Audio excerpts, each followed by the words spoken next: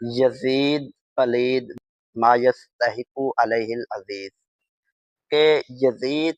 اسی چیز کا حقدار ہے جو اس نے برے کام کیے ہیں۔ ہمارے ائمہ حضرات نے یزید کو بالاجماع فاسق، فاجر، جری علی الکبائر لکھا ہے، اور یزید یہ وہ بدبخت انسان ہے جس نے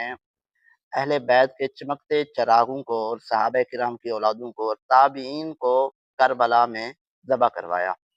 بعض لوگوں کا کہنا یہ ہوتا ہے کہ یزید کا کیا قصور ہے، یزید تو وہاں موجود ہی نہیں تھا، یزید کے آرڈر پہ یہ کچھ نہیں ہوا۔ پہلی بات تو یہ ہے کہ یہ بات ہی ہم ماننے کو تیار نہیں ہے۔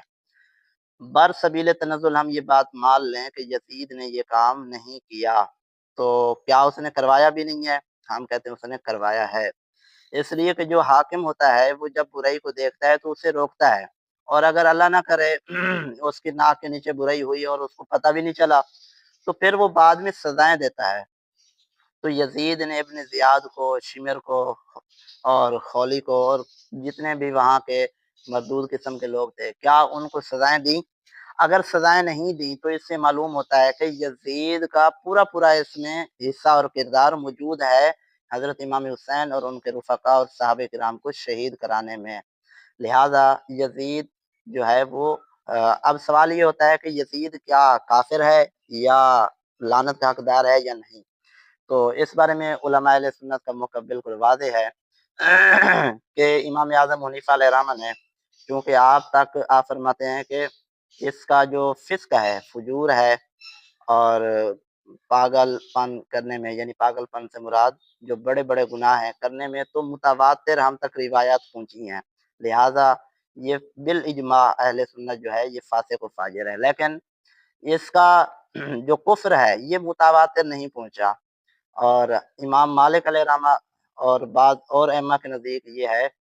کہ یزید کے جو کردار ہے وہ ایسا ہے کہ جس کو شریعت مطہرہ نے کفر قرار دیا، یعنی محرمات کو حلال جاننا، شراب کو حلال جاننا،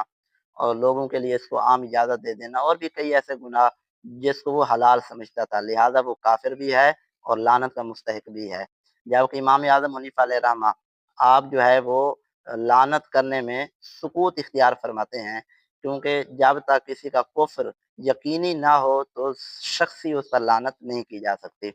بہرحال یہ ہے کہ اس نے جو کیا ہے وہ اسی کا ہی مستحق ہے، اور اس نے بہت جو ہے برا کیا اپنے انجام کے اعتبار سے، اور بہت سے لوگوں کو اس نے جہنم کے راستے پہ لگا دیا۔ رب تعالیٰ دنیا کے نشے سے محفوظ رکھے